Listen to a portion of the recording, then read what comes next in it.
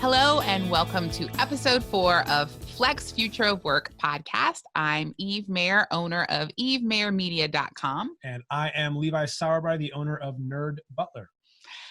.com. We are here to talk about remote work. And listen, guys, we are doing this at a time where there is a pandemic and remote work has accelerated at an unexpected rate. So I really thought I was a smart chick starting this Flex Future of Work podcast at the end of 2019, around October, November. And then the world changed, which I think has made these topics even more interesting and timely. And so you'll see some changing. Like I cut off all my hair. That was step one. Levi cut off a lot of his hair. Not like our guest, but I have no makeup on because I've, been at home for 3 weeks now and kind of given up on makeup. And what changes have you had, Levi?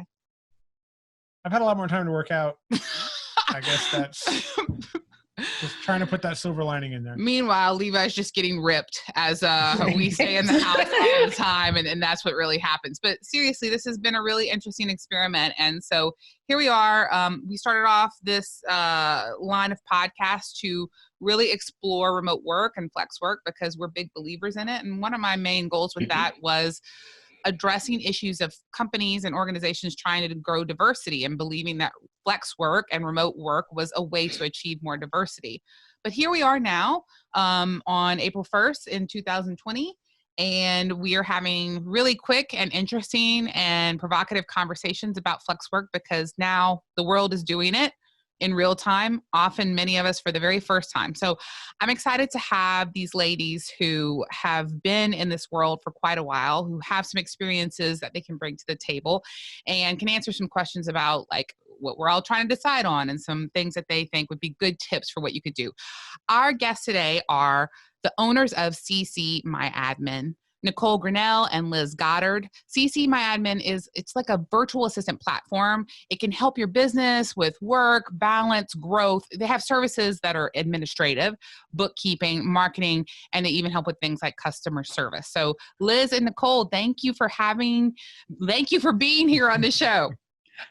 Well, thanks for having us. We're really excited. We're the opposite side. We were excited to put on makeup because I was like, it feels normal, like a little bit of normalcy. So we're excited to be chatting with you guys today. Awesome. And I'm definitely going to ask a question about that later on as we talk about what makes an effective work from home employee and manager. So I guess to get started, let's just hear from both of you sort of like how each of you landed in this spot you're in, how you came to this path. Nicole, what brought you here today? Yeah. Well, Liz and I actually both worked in a corporate office together for about 5 years. And there were some things going on that were kind of ending. My executive that I supported, my background as being an assistant, was retiring. And so I actually kind of made the leap first to think maybe I'll be a virtual assistant. I have kids. It was going to allow me that flexibility. And about 2 or 3 months in, I realized that this was a huge need, even beyond just the assistant role. And for different reasons, Liz was getting ready to leave her corporate career as well. And I was like, I think we can actually turn this into a business.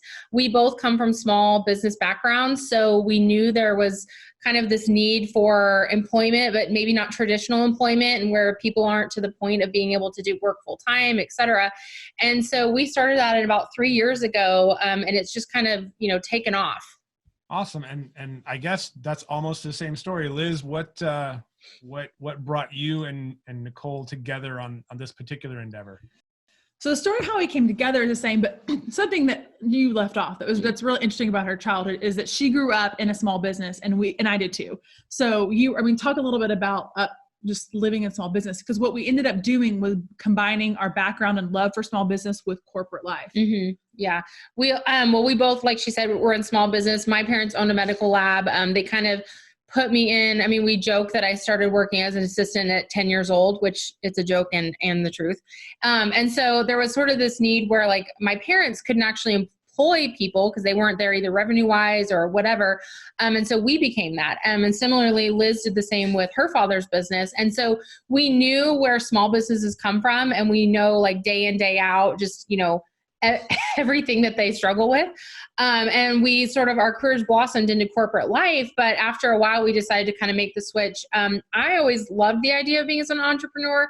Liz like swore up and down she was never going to do this. So it was funny that we actually both landed in this position.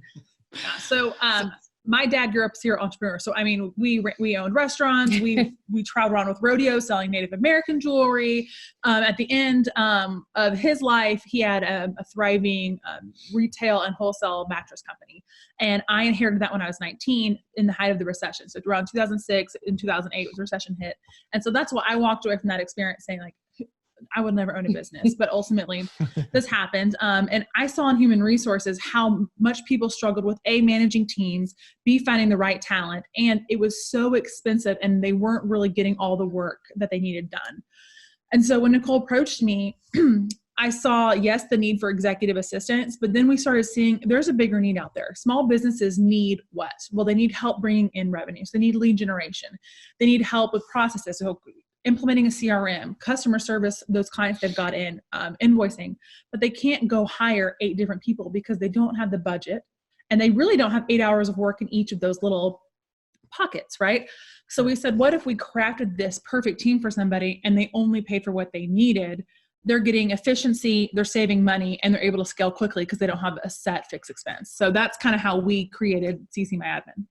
Awesome. So you're 3 years in with the company, right? Mm-hmm. 3 years Okay. in. And how's it been? I mean, I've been an entrepreneur for a while and I've made a lot of money and I've had times where I've made very little money. Mm-hmm. The parts where you make lots of money, and tell me if you relate to this, you just feel like a goddess, like you're a genius. And then the parts when you're like, there's no money, you're like, am I secretly an idiot? Have I been fooling myself this whole time? Like, how's the ride been for the past 3 years? And what have people needed the most that surprised you? Well, our favorite meme on entrepreneurship, it's like a graph that goes up and down, up and down. There's a bunch of emojis. Have you seen it? And it's like, I'm on top of the world. I'm a genius. Fantastic. I'm an idiot. Why did I start that? That's just like 24 hours. Right? Like you have these moments when you're thinking, oh my goodness, we're serving this niche and it's so exciting. You feel momentum.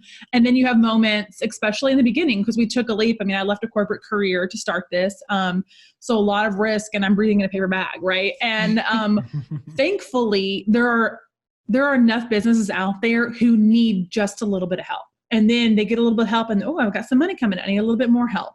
And so we've been able to really help businesses from no employees to now 10, 15. And we're filling in gaps, we're filling in roles. And so a lot of business needs out there need that flexibility and they need incredibly capable people to do that. Instead of paying somebody who may be a $10 an hour employee, maybe they just graduated college and they're not able to add a ton of value, for not much more than that, you can hire one of our team members and you're getting somebody who was running project management at Salesforce. So we found a really unique way to blend in talent and fit the needs of the client as well. Got it. Awesome. I know, like I sent you these questions we're going to ask you, and I'm probably just going to ask you all kind of other things because that's more fun. Because like I find it interesting, like Levi brought up, how do you see the reactions during the past few weeks with the pandemic? And so I find it really interesting. I sold a company. I was working at home as a consultant and an author, and I was very lonely. Remote work for me was an incredibly lonely life. And I was lucky enough to find ongoing clients that let me work at the office and became my friends, which I really very much appreciated. And now that I'm home again for the past 3 weeks, I miss them. I miss the interaction. I miss the personalities. I miss the challenge and the working together. I've had a lot of employees who really love working remote and do their best work working remote and have the freedom to travel the world, work the hours they want. So here's my reaction. I want to put on this tie-dyed shirt. I want to put on no makeup. I'm holding it together. You guys come on looking super professional. The makeup makes you feel more normal, makes you feel more plugged in. How do you see people reacting during this time? What do you see happening with your clients and your team? Well, I think just the team aspect I'll talk on, and she can talk a little more about the clients, but we're even having clients text us. We got one yesterday saying, hey, I'm fully remote and I'm making my actual in-office employees remote. Like, how do you guys do this? Like, everyone seems so lonely, and how do I keep them engaged? And so we knew that was going to be a challenge from the beginning. Again, going back to our small business, like, we wanted our assistants and all of our bookkeepers and VAs to feel just fully supported. So we have internal things. We even have an internal Instagram that's private just for our VAs, where we're posting funny things. I mean, the videos that we're getting just of everybody trying to homeschool and work right now are just the best, you know? And so we really wanted to create a sense of community for our assistants so no one feels alone. I mean, my cell phone is with every assistant we have. They can text me at any time, you know, this is going on. We wanted to be that support because we know it's isolating, and ultimately that can lead to lack of motivation. You feel like you're on an island. You're not getting that response even from clients. So that's where our engagement comes in, where we're giving them like, hey, I just talked to your client. They said that project you did was amazing. Keep it up. We're sending little gifts and, you know, prizes, remembering their birthdays. All those little touches is what we wanted to provide to our assistants, because all those reasons you just mentioned, it can be a very isolating, lonely feeling. And we wanted them to be with it for the long haul, because our jobs are not projects. They're ongoing relationships. And so we wanted to keep that engagement going. And from a client perspective, we have clients who have had remote workers, so they're used to it, right? They're used to having those touch points. What I'm seeing more now, because we're kind of talking about the COVID pandemic, and, you know, overnight, people went from having an office staff of 50 to now there's no one there. And the most common thing I'm seeing from an owner's perspective is loss of control. Mm-hmm. Well, actually, a technology. Their server's not in place. We're not ready to support, you know, all of these remote workers. Like, it's logging down our network. So that would be actually the number one. But the second is the intangible is lack of control. How do I know they're working? They're not answering my chats. And so that's been a real struggle for some people. And so what we've started doing, just because we have experience, people are reaching out to us, and we say, set up like a daily call, set up a daily Zoom call, just like we are right now. I think we're over Zoom, but where you can see their eyes, and don't just talk about, hey, what have you done? What, you know, you spent 4 hours doing this, you signed it to this client. Talk about like, oh my goodness, did you see Tiger King? Like you're talking about things like that are funny, and like you're having this like personal relationship, which just makes them not feel isolated, makes you feel like, okay, this person cares about my life. But then talk about work. You know, hey, what's going on with this client? Have you called this person the other day? Well, this is what I'm experiencing. So just if you are an owner of a company, if you only talk to your employee once a day for 30 minutes, you are going to see that payoff in dividends.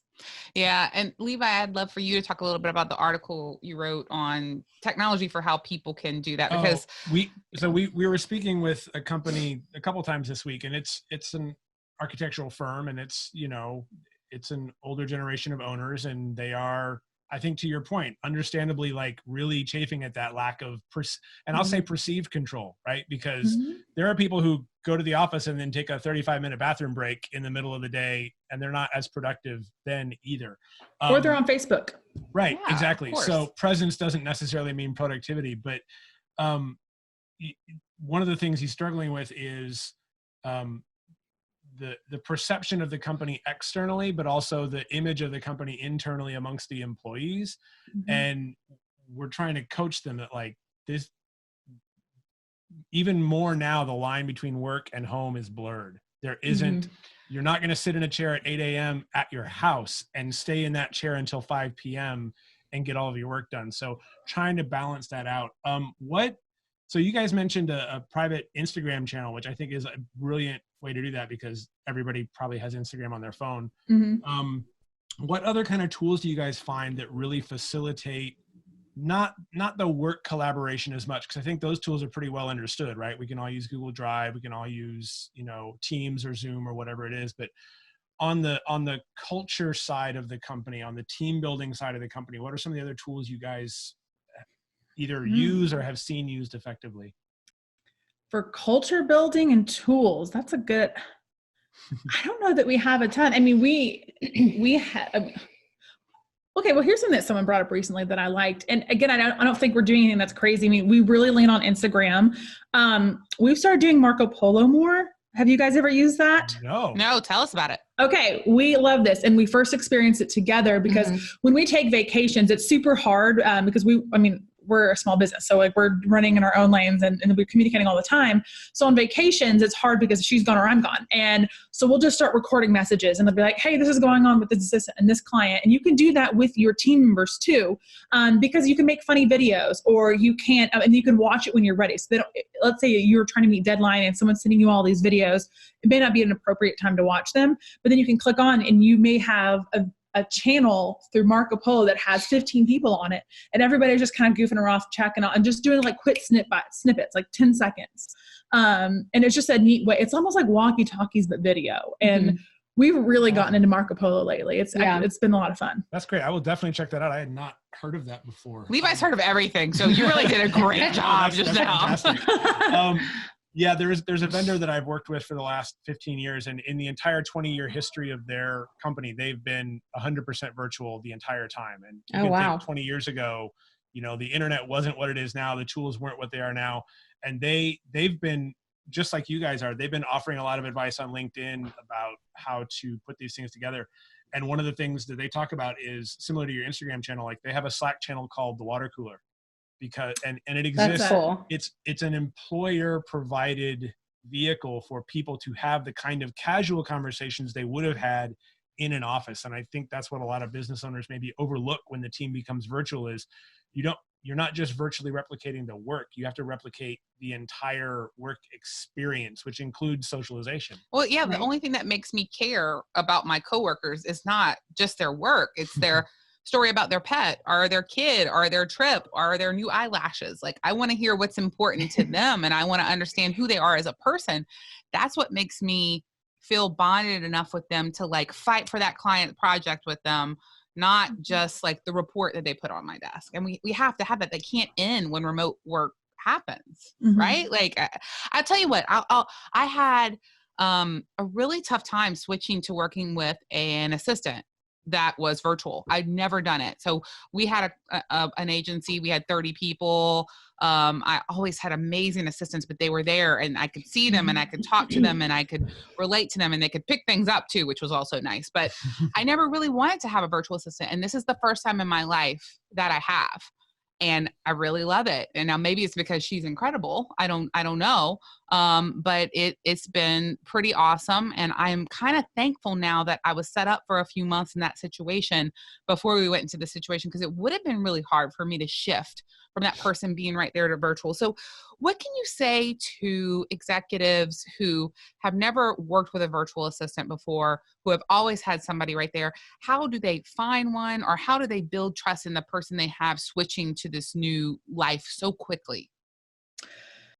So I think it's twofold. I think one is you're having a virtual assistant versus someone in-house. It is incredibly economically driven, right? So you are saving a ton of money by having somebody who is fractionally available for you. So you're not paying for 40 hours of work. And so you're using them as you need them. So just there alone, like if they don't understand the economic value there, it's going to be hard for them to make a change in behavior, because the behavior is I go outside of my office and I say, hey, can you make a copy? Or, hey, can you do this? The reality is any hey and then a command can be done virtually, because we are paperless for the most part. We're all electronic. Anything we do is going to be backed up to a computer, or we're going to use a computer or a phone to do that. So one is money, two is behavior. And so if we can get through the money hurdle, then the behavior is, well, let's walk through some of those barriers that you think why you can't have a virtual assistant. And that's part of the consulting process that we do, is they say, oh, well, I really just need X, Y, and Z. And I don't know, I'm drawing a blank on an example.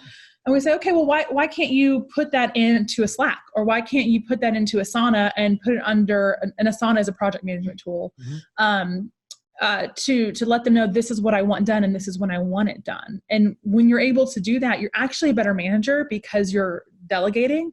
You're telling them what you want done. You're telling them when you want it done by. And you're actually going to see more efficiency out of your admin than if they were just sitting out in front of your office. Yeah, I want to ask about that a little bit deeper, because I think one of the hardest transitions, and you mentioned this before with owners sort of like losing that control. What, both with your clients and in general, how do you address responsiveness, both from the employee side and from the client side? So one of the advantages of being able to stick your head out in the hallway and hollering at somebody is you can see them turn their head and acknowledge your request and either immediately take action or not. And that's a bit of feedback that we don't get in the remote world. So what is a reasonable, and I'm speaking very broadly here, not necessarily about your clients, but what's a reasonable expectation of responsiveness? Because for me, one of the great things about all the tools you mentioned is that they're asynchronous, much like Marco Polo, right? If I'm in the middle of something that requires my concentration, I don't have to acknowledge that notification right now. But what should people expect in terms of, if I send you a task, I should get okay, I'll get right on that email within 30 seconds, 5 minutes, by tomorrow? Like, how do you guys manage that? It's a fantastic question, and one we get every client we onboard. And that the answer is going to vary depending on what the client needs. So I'll give you a great example. We have a client, they're a 3D manufacturing company. They've switched their production line to face shields and respirator masks. And they're saying, hey, we need an operations logistics coordinator, but we need her really to be available 8 hours a day, but we might only use her 4. Because we have to have quick turnaround time, like our orders depend on it. And so we then have to source for somebody who's available, that it's not going to be a burden on their life or their family for them to be available to work 8 hours a day, and them understanding, but I don't need 8 hours of income a day to pay my bills or to hit whatever goal financially that I need. And so when we match with somebody, not only does it have to be a skill set match, but it also has to be a financial and an availability match. And we create those, we create those kind of points, like you mentioned, 30 seconds, 30 minutes, 3 hours of return time when we onboard the client. And then we stick to that. And if it changes, then we make sure the assistant can change to that. But you have to be clear about your expectations. And if they aren't on board, then it's not a good match. What would you say when somebody's looking for a virtual assistant is the most important question they should ask them? Because for me, it's always been kind of like, I needed them to have a certain personality. I kind of like an assistant who's a little bit mean, right? Like who can boss me around a little bit and tell me to get things done because I'm always distracted. And so like, not mean, but like tough. I needed a tough person, a strong person. Cause I just roll over somebody that was like very meek or whatever. And I understand what kind of personality I have. So I get how much that takes, but what's the one question you tell people that they have to ask to determine if that's the right person for them? Well, I already know the assistant you need just by this conversation. I have her, so right. No, I mean, but that's the part of it, right? Yeah. It's we spend time with our clients to understand their personality, to understand their weaknesses, so then we can fill that in around it. Great example, Nicole and I, horrible at details. We're big picture, high energy people. So our team members can't have our personalities, because when it happens, we get really upset that no work, like that's not getting done. Why did you miss that? So our team calls, like our internal team calls, they're kind of like meek and they're quiet, and we're having like Oprah moments. We're like, we're going to take you to the beach. It's going to be so fun. And they're like, that's nice. Thank you. Like, what? Yes. But that's because that's who we need to complement us. And we're so thankful they have all these skill sets that we don't have. We can manage those skill sets, but we don't have them. So you shouldn't be asking the question. The vendor should be asking you those questions, because that's their expertise. You shouldn't need to know what you need. That's our job to figure that out. You mentioned a 3D printing company, and I think the position you labeled was like an operations manager, essentially. And I think that when people think, like we've been saying virtual assistant a lot, which makes it sound quite a bit like there's a receptionist or an office admin running around, but what other areas do you guys encompass, and what are some of the roles that you didn't envision filling when you started the company that now you're realizing we can, like, I would never have imagined a factory operations manager being a virtual fractional resource? That's a great question, Levi. Well, so it's funny that you say that, because I've been an executive assistant, like I said, since I was like 10 years old, basically. And what inevitably happens with a good assistant is you start getting rolled into all these other jobs. It's like, hey, can you start analyzing my P&Ls? Hey, can you start creating these reports? How about you lead my team in these meetings? And really my title is executive assistant, right? And so when we first started the company, I was like, yeah, we're going to do assistants. And Liz was like, yeah, but here's the thing. That's not an assistant job. And that's not what people think are assistants. And I'm like, well, but I've always done P&Ls and reports and led the marketing department. But it's because that job inevitably goes to that. But what happens is people try to pigeonhole people into that, because those weren't my skill sets. That's not where I shined, right? But they are like, well, you seem like a good worker. How about you become an accountant and also do this? And so she was able to really kind of say, no, what it is, it's truly your back office operational team. And that's where those different roles come in. It isn't just an assistant where you think receptionist and someone that's watching my email, right? And so that's been a big, we're actually working on, it's a little spoiler, but we're working on rebranding some of our marketing and our name. Our name and everything because of that. Because we get pigeonholed into virtual assistant, and that's so again, I'm going back to operations manager because I'm just trying to picture that. But like, it sounds like you guys staff to all levels of the organization as needed, typically. Is that? Yeah. So I'll give a great example of this particular company. They called me and they said, hey, we've started this, we're producing all of these masks for the COVID crisis, and we need hands on deck for sales. So we're staffing their sales team. So we're outbound calling hospitals, prisons, just anything that might be in the healthcare world.